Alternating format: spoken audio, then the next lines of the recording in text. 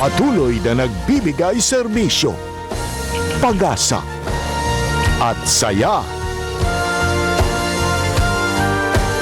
GMA Regional TV, kapuso ng bawat Pilipino.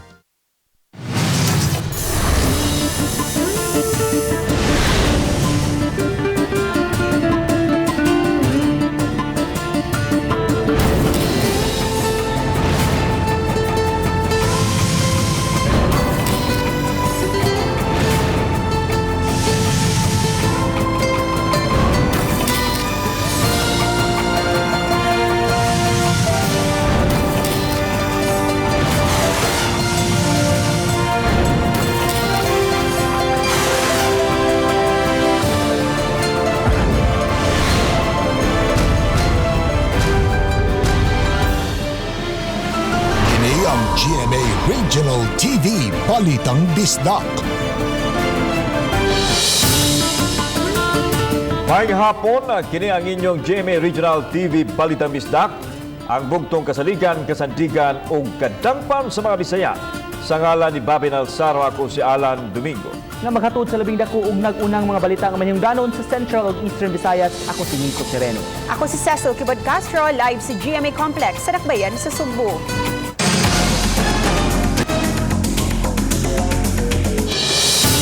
Usa ka cargo passenger vessel nga gikan sa padalan sa Dakbayan Sugbo padong sa Palumpon Leyte nasunog kagabi sa may kadagatan habig sa Katmon sa lalawigan sa Sugbo. Luwas ra hinuon ang mga tripulante sa barko human miulbo ang kayo pasado alas 6 alas 10 kagabi. Gisusi pa sa Philippine Coast Guard ang hinungdan sa sunog tungod kay giuna pa nila ang pagluwas sa 45 ka mga tripulante. Ani ang report ni Femery Dumabok.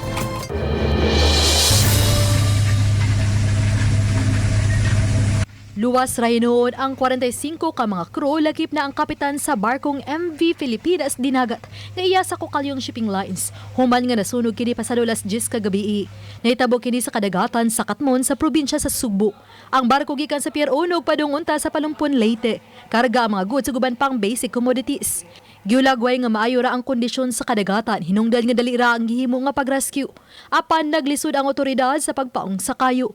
Matod sa Commander sa Coast Guard Central Cebu ug tigpamaba sa PCG-7, Commander Alvin Dagalea, nga wa pa nasutang hinungdan sa sunog kay padayon pa pagkumbati sa ilang kauban ng Coast Guard gamit ang barkong MRRV 4406 gikan sa gihimo nga rescue operation o sa padayong firefighting. Wa pa gud may complete detail kung how really the incident transpired kasi we are just focusing on the firefighting effort na i-crew dito at including captain dito sa barko on board. So they will guide us kung saan ang pagsu dito kasi. Matod sa PCG-7 nga nakigalayo ng kumpanya sa barko aron maguyod ang nasunog nga barko diha sa mabaw nga bahin sa kadagatan sa lungsod sa Katmon. Gibanabana sa Coast Guard nga 95% sa barko ang nasunog. May mga lakang nang gihimo ang Coast Guard aron kapugna ng oil spills sa kadagatan sa lungsod sa Katmon nga maghatag unya sa mas dakong suliran sa lungsod. We already deployed our MEPO personnel with all spill boom and all the necessary equipment. And siguro tanawa nato kung nahila na siya doon sa shoreline atong i-layout ang boom dito sa vicinity ng vessel. Uban ni Cleofer Lumayag, ako si Femery Dumabok. Balitang Bisdak. Samtang gipaybaw sa Philippine Coast Guard 7 nga alas 10 ganina buntag na kontrolar ang sunog sa mga barko apan wa pagyud ginihingpit nga napaong. Samtang may nakitang rason ang marina nga mapahunong ang operasyon sa mga barko sa maong kumpanya.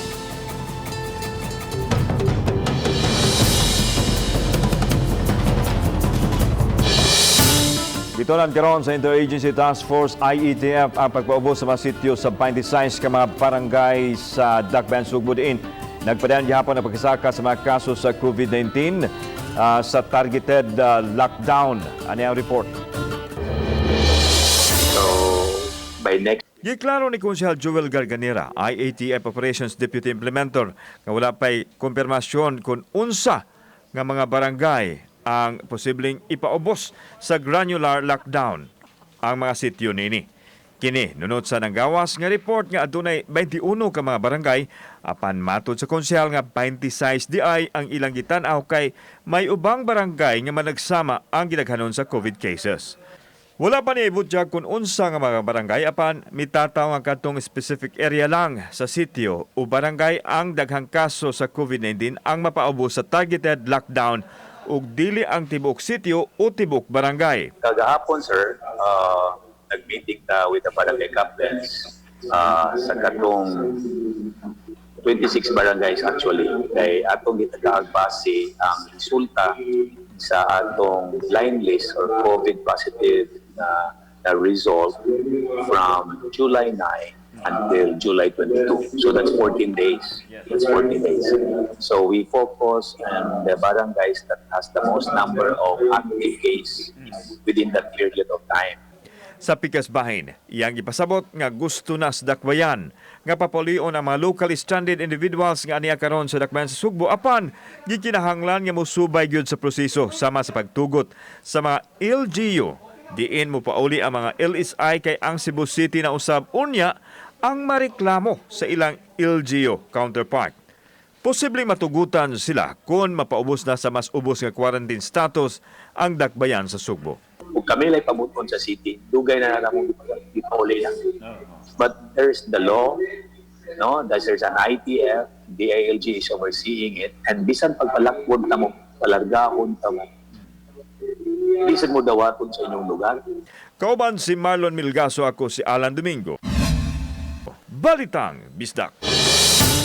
Dili mo patuman o granular o citywide lockdown ang Mandawi City. Inay mga balay o compound lang ang isira. Kini ang gipahibaw ni Mandawi City Hall sa Mandawi City Hall taliwa sa nagkadaghang kaso sa syudad.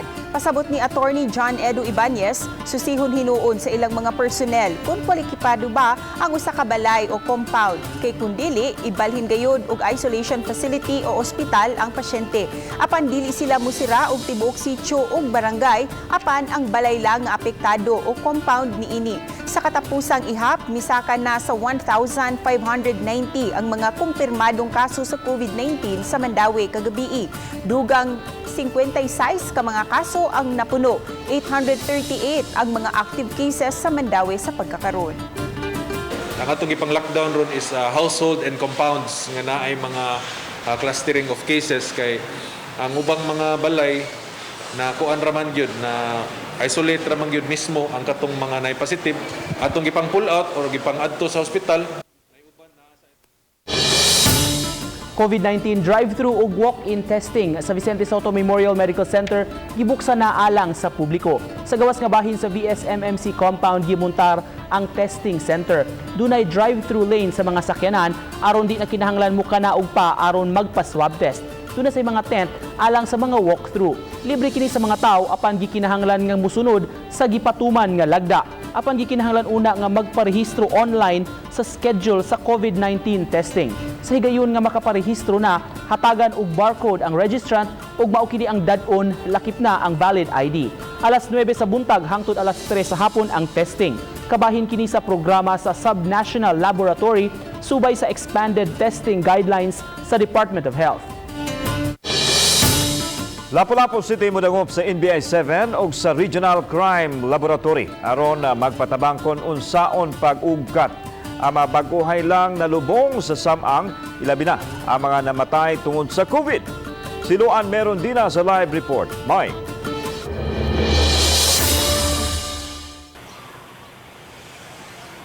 Lan ang risgo sa panglawas sa mga mulupyo haduol sa Municipal Cemetery. Ang gipangandaman karon sa lokal nga kagamhanan human masayri nga wa matarong pagpahiluna ang mga minatay nga bag-uhay lang gilubong ug nasayran nga adunay pipila niini nga mitaliwan tungod sa COVID. Nagdigom kaganihang buntag ang kadagkuan sa City Health Office, DILG Lapu-Lapu, DRRMO, Lapu-Lapu City Police, uban ni Mayor John Ahong Chan ug City Attorney aron tun-an ang mga laka nga himuon aron masigurong dili na mo sangpot sa mas dakong problema sa panglawas ang iligal nga pagpalubong sa Municipal Cemetery. Nabalaka ang mayor nga maapektuhan ang panglawas sa mga mulupyo haduol sa Municipal Cemetery dili lang sa mga inalis nga baho gikan sa mga patay apan sa posibleng manggawas unya nga mga fluids gikan mismo sa mga nitso nga wa matarong og trabaho. Ang gitan-aw sa atong mga health personnel, kuyaw dunay mga mahitabong outbreak on that area.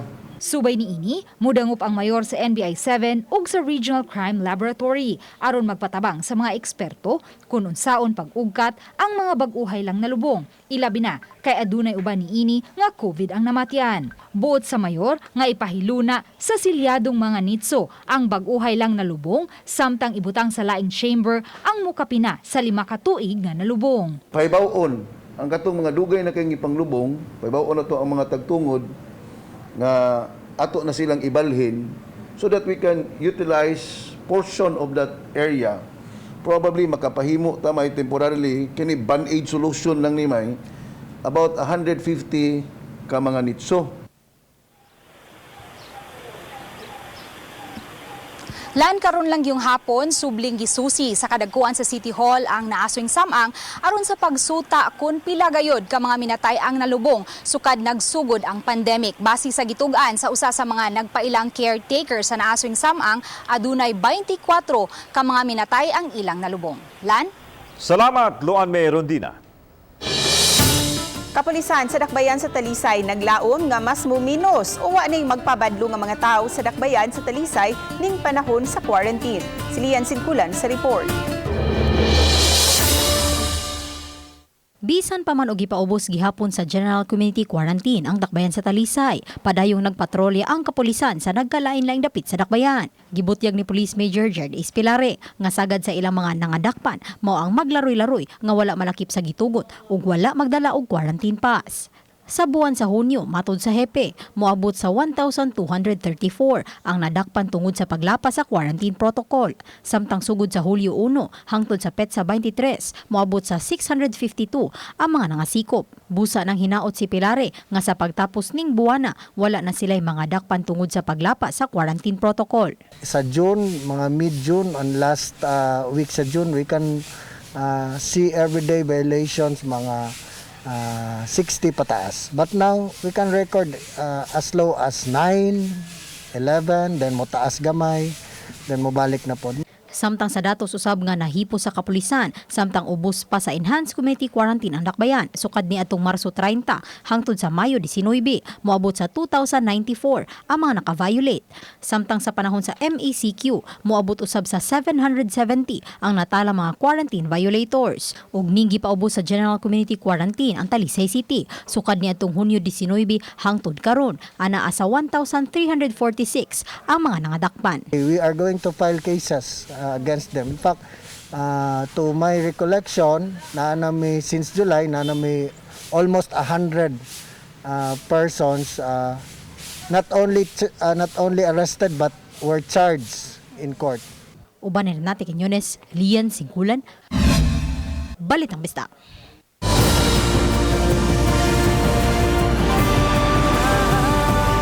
Kini ang GMA Regional TV Balitang Bisdak.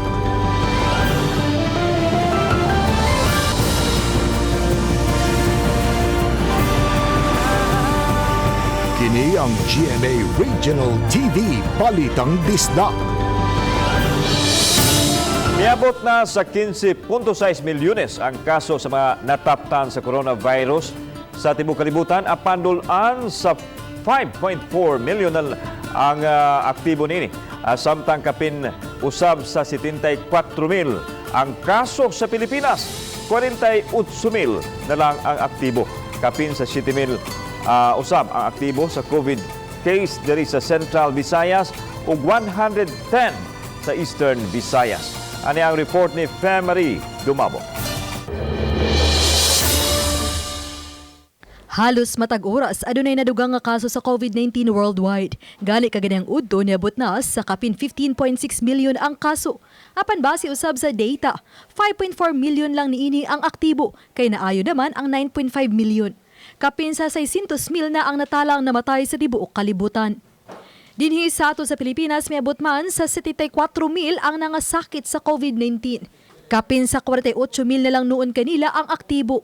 24,383 na ang naka-recover ug 1,871 ang death. Sa data sa DOH-7 alas 5 kagahapon sa hapon sa Central Visayas, 7,159 na lang ini ang aktibo. Gikan sa 14,687 nga natalang COVID case sa DOH-7. 6,814 ang natalang recoveries ug 714 ang namatay. Sa mga kaso sa tunga-tungang Kabisayan, 2,825 niini ang gikan sa probinsya sa Sugbo. Apan 1,714 na lang niini ang aktibo. Pabiling 85 ang kaso sa Negros Oriental ug 37 niini ang aktibo. Naduga nga usa ka kaso ang Bohol, hinungdan nga naa na sila 73 ka COVID case. 25 lang niini ang aktibo ug way kaso nga natala sa lalawigan sa Siquijor. Sa Dakbayan sa Sugbo, maabot sa 8,467 ang kaso, 3,256 niini ang aktibo. Sa syudad sa Mandawi, ano na kini 1,639 ka mga kaso ug 1,090 na lang niini ang aktibo. Sa Lapu-Lapu City, maabot sa 1,598 ang kaso, apan 1,037 lang niini ang active case. Sa Eastern Visayas, nadugangan kagabi og 32 ka mga kaso sa COVID-19. Hinungdan gamitala na og 757 ka mga kaso. Apan 110 na lang niini ang aktibo, kay naayo na ang 644. Pabiling tulo ang ilang natalang patay. Ako si Famary Dumabok. Balitang Bisdak. Mandawi City mohingusog na sa pagpanakop sa mga di magsulog ug mas sa pampublikong lugar. 5,000 pesos ang multa nga ipahamtang sa mga madakpan niini. Ania ang report. Makanunayon nga gipahimangno sa mga otoridad ang pagsulob og mask karong panahona aron kalikayang mukatapa ang COVID-19. Apan sa pagsuroy namo sa kadalanan, may pipila pa gyud ka mga tawo nga wala magsulob og mask. Ang uban sab dili tarong ang pagsuot niini. Karong bag-o, napasar na sa Mandawi City Council ang ordinansa kabahin sa pagsulob og mask nga pirmado ni Mayor Jonas Cortez. Ang dili magsulob og mask sa pampubliko nga lugar, pamultahon og 5,000 pesos ug ipapriso sud sa 6 ngadto sa 12 ka buwan. Katong mga mulupyo nato nga dili ganahan mo bayad sa penalty, simple ra kayo ang gipangayo sa gobyerno ang pagsulob ra gyud sa ato ang mga face mask. Dili man ni aron paglisod-lisod sa mga tao, kundi aron pud pagprotekta sa atong mga mulupyo. Pipila sa among nahinabi, nakauyon ra sa pagpamulta sa mga dili magmask. Bisan sila magpanaganagyod kung may makasugat nga tawo nga wala magtarong og sulob og mask. Natatakot ako, baka mahawaan ako kasi buntis ako pati yung anak ko doon, naghihintay sa akin. So kung sakali ba may makakasalubong ka na walang mask, ano gagawin mo? Nang magdistansya na ako, maghanap ako ng daanan na hindi ko siya makasalubong ba. Ako nang gidouble kay kanina sila, naman siya murag bridge. Mas makaginhawa ko.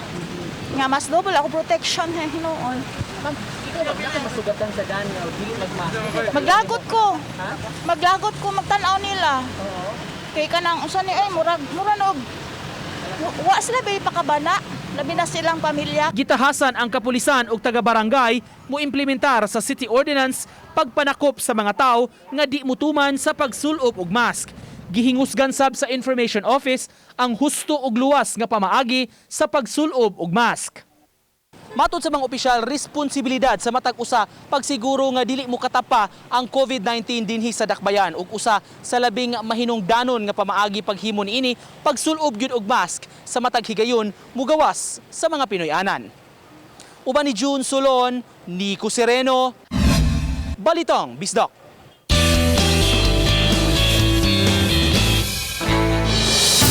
Pangandoy, gugma ug musika ang nagbugkos sa maayong panaghigalaay nining 5 ka mga batan-on kinsa nitawag sa ilang grupo nga dumanhog Soñadores. Atong ilailahon sila sa report ni Famary Dumabok.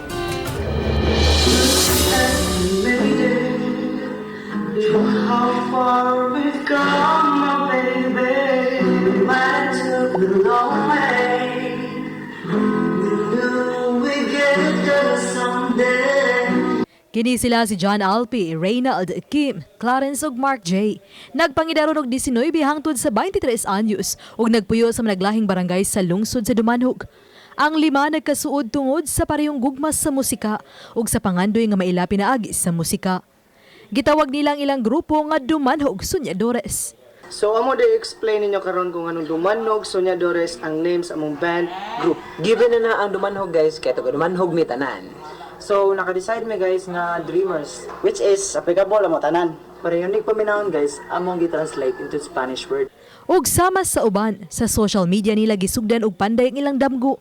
Ilang gi-upload ang ilang cover sa nagkariya nga mga kanta, mapaseryoso, kalug, pakilig ug bisan mga religious songs.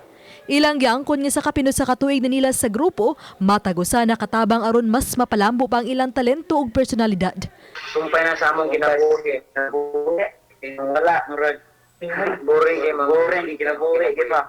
Gats man ba kay sa una puro man ni mauwaw tanan ma'am. Karon kapag karon kay yan eh. Nakapasundayag na sila sa pipila ka okasyon sa ilang lungsod. Gani ang ubang miyembro ni Salmot na usab sa Original Bisaya Music. Subay silang gugmas sa musika, panagigalaay og pangandoy, inubanan sa pag-ampo, mas saligon sila nga way imposible sa mga nagtuo.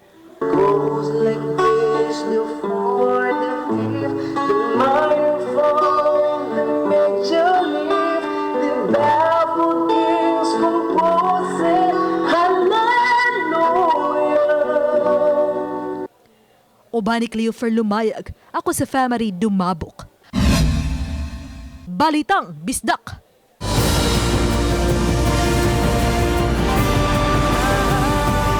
Kini ang GMA Regional TV Balitang Bisdak.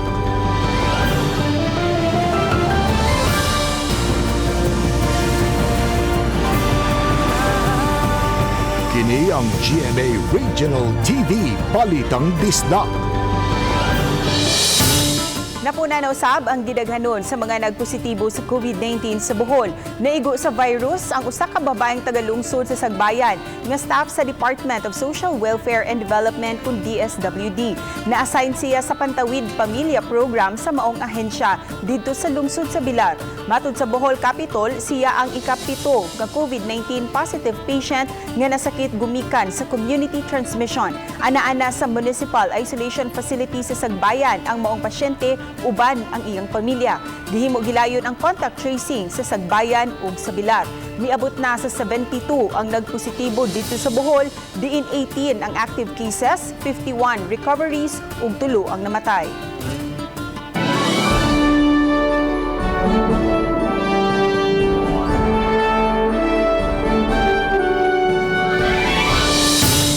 Ang COVID-19 pandemic mao na siguro ang labing dako nga mitay-og sa nasod ubos sa pamunuan ni Presidente Rodrigo Duterte nga batbaton sa iyang ikalimang State of the Nation address kunsuna karong Lunes. Pangumustahon nato ang kinabuhi ug ang panginabuhi sa mga tao nining panahona human nanira tungod sa istrikto nga quarantine community protocol. Ania ang report. Inguni ni ang talanahon sa new normal nga makita sa panagway sa mga tao ang kabalaka nga nisinati tungod sa pandemya nga misangpot sa pagkahagba sa ekonomiya sa nasod. Apan luyo ning tanan makita usab ang ilang paningkamot aron makalabang ug makasugakod sa kalisod. Sagad kanila mihimong puhunan sa diskarte aron dili magutman. Si Manang Fernanda hinay-hinay niyang gibuksan ang tindahan sa mga sudan diha sa barangay Kugon Ramos sa Dakbayan sa Sugbo. Lami ang lansyaw, nga lapot kayo ang sabaw, balbakwa nga panit ug tiil sa baka, nilara nga isda ug uban pang mga sudan. Gidumdum kini sa iyang mga suki kay lamian apan take out lang una subay sa gipatumang health protocol. Hinay sir, ginod. Unsa man take out lanit. Take out lang yun, why kaon, why dine in. So, ikumpara na ito atong doon na by dine-in, pila ka porsyento ang nabawas sa inyo? Mga kuan ay 60% ang bawas, kay gamera mong luto. Taliwa sa kalami sa iyang luto, anino gihapon ini ang kalisdanan kay katunga raman sa naandan ang ilang kita. Upat ka mga tao ang iyang gipatrabaho, busa igo-igo ragyod ang ilang matigom. Matud niya nga lisod yod ang panginabuhi apan gikinahanglan nga mukayod og dili lang isalig ngadto sa gobyerno ang kapalaran karon. Upat. Upat. Pero dili gyud ingon nga ang akong hatag nila dinagko ginagmay ra sad. Adjust nako kay gamay ra man sa mikita. Basta makabugas-bugas Oo. Pangsalba ra sinadlaw. Si Manang Fernanda, usa lang sa mga apektado sa pandemya apan wa magpadaog, inay naningkamot aron makabangon. Tanan siguro apektado sa pandemic ug naglaom nga makalabang pinaagi usab sa abag sa gobyerno. Busa, giatngan karon sa katawhan ang laka nga himuon pa sa atong kagamhanan nga madunggan atul unya sa ikalimang suna sa Pangulo. Kauban si Marlon Milgaso, ako si Alan Domingo. Balitang Bisdak. Samtang naukay ang pipila ka mga residente sa barangay Poblasyon sa Dakbayan sa Talisay sa usa ka plastic bag nga gilabay daplin sa baybayon. Daghan ang nagtuong nga dunay puya nga gilabay sulod sa maong plastic tungod kay giputos man kini sa habol ug dunasay unlan nga gibutang. Apan sa pagsuway og abli sa usa ka residente sa plastic bag, nasayran nga usara di ay kini kapatayng iro ang gilabay. Matud ni Roel Tabilon nga nang limpyo sa maong dapit, na alarma lang sila gumikan kay may mga puya na nga gipanglabay usab kaniadto sa maong dapit. Pamaw gyud namong gituan gyud nga puya gyud siya. Siyempre kay nagpanik kay natabo no sa nadiri sa una. Siyempre mo na among giablihan among gitadlan taw gyud klaro kung unsa gyud. Siyempre kay makadudahan mo sa kay habol mo sa diyang gi kuan yang giputos.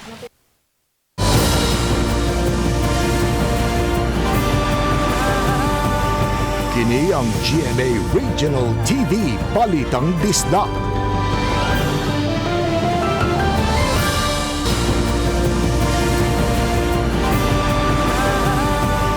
Kini ang GMA Regional TV Balitang Bisdak. Sa lungsod sa Konsolasyon, mopahamtang na sabog multa sa mga dili magsulubog face mask. Ipahibaw ni Mayor Johannes Aligado na aprobado na ang municipal ordinance sa mga di magsulubog mask. Ang first offense, pahamtangan o reprimand sa mga otoridad o dili pasudlon sa may establishmento. Samtang sa second offense, 500 pesos ang multa o 5 kaadlaw nga pagkapriso. Kung mausban pagani sa third offense, 1,000 pesos ang multa o na po kaadlaw nga pagkapriso. Gipadabang kini taliwa sa nagkadaghang kaso sa COVID sa nasong lungsod. Taliwa sa pasangil sa mga kabanay sa mga minatay nga gilubong sa Municipal Cemetery, usa sa mga nagpailang caretaker sa nasoyng samang hugtanong mihimakak sa mga pasangil. Matud niya, way kamatuuran ang pasangil nga tag 12,000 pesos ang ilang gipaningil sa matag lubong nga minatay. Di makakusab niya nga wa nila kini pamutangi og lapida. Iya hinuong giklaro nga may pagtugot gikan sa kapitan ang matag minatay nga ilang ilubong. Samtang City Health Officer mibutiag nga wa nakiglambigit kanila ang caretaker sa samang sa gihimo nilang pag-ugkat sa mga patay sa mga nitso. Dili sa klaro man igor man materialis og lapida og sa libon maura na siya. Pero di tanan dosigod. Ang City Health Office may muhatag og certificate for exhumation. Oh. Ano sa inyong discussion kaganina? Wa pa kay bawo kay wala pa kay investigate pa. Usa ka seminarista sa usa ka religious institution nga himutang sa Dakbayan sa Talisay ang napalgang patay kaganihang kadlawon sa ilang Pinoy-anan sa may barangay Poblasyon sa Dakbayan. Ang napalgan na ilhan nga si Melwin Romano, 24 anyos, taga Tabaco City sa Albay. Sa inisyal nga investigasyon sa kapulisan, laing seminarista ang nakakita sa namatay nga wala na magginhawa. Gidugang sab sa hepe sa Talisay City Police, wa man hinoy nakita nga bunog sa lawas sa namatay. Samtang lain sab nga patayng lawas ang napalgan sa barangay Haklupan nga dunay samad pinusilan. Giila ang biktima nga si Joseph Igonia, 25 anyos. Personal grudge ang gitumbok nga anggulo sa pagpatay.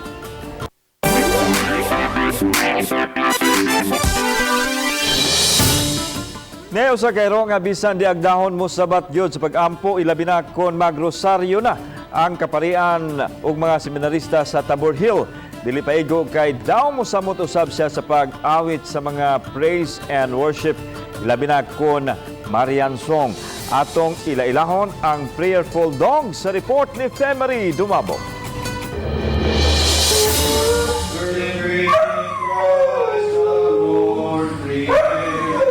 Ang maong iro nga daw mudungan sa pagkanta sa mga pari mao si Namnam. Usa ka askal nga kinitaan lang sa mga pari sa daan padung sa Tabor Hills, 7 ka tuig na ang nilabay.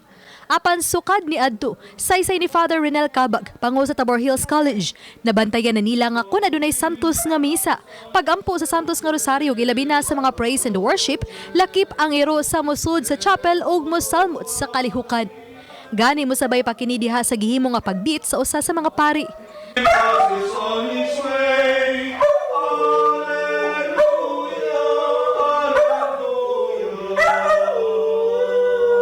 Every time na amis chapel, especially sa praying sa rosary, nasa na siya. Gamay pa siya, papi, until dako na siya. Observe na mga every time, kung kanta mo mga Marian song, kung kanang Magnificat, kanta sad siya. Dugang ni Father Cabag, ngawa nila bansaya ang iro, apan maayo sab kini nga guard dog. Panghinaot ni Father Cabag, nga unta magsilbi nga inspirasyon si Namnam ug pahinumdum sa mga tao, nga kunang iro kay bawo sa pagampo, kitang tanan angay lang nga magampo ug magdaig sa kaytasan.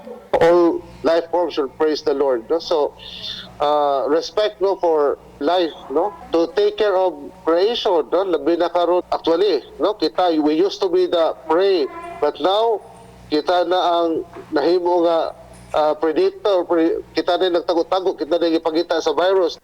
Uban ni Philip Patricio, ako si Family Dumabok. Balitang Bisdak. Mga kapuso, inyo makita kining maong episode sa official website si GMA Regional TV sa www.gmaregionaltv.com. Bisitahaw sabang atong official YouTube channel, GMA Regional TV. O i-click ang subscribe button alang sa mga init ug mga nagunang mga balita o kasayuran gikan sa mga rehiyon. Daghang salamat sa mga kapuso nato apil nang nasa gawas sa nasod nga nakisayod sa mga dagko ug nag-unang balita sa rehiyon. Ako si Nico Sereno. Ugikan namang tanan dinhi sa Central ug Eastern Visayas, ako si Cecil Tibot Castro. Ang inyong balita, ang among balita kay matag lokal nga balita. Mainungdanon kini ang inyong GMA Regional TV Balitang Bisdak, buong puso para sa Pilipino. Sa ngalan ni Bobby Nalsaro, ako si Alan Domingo. Mayong hapon mga kapuso. Happy weekend.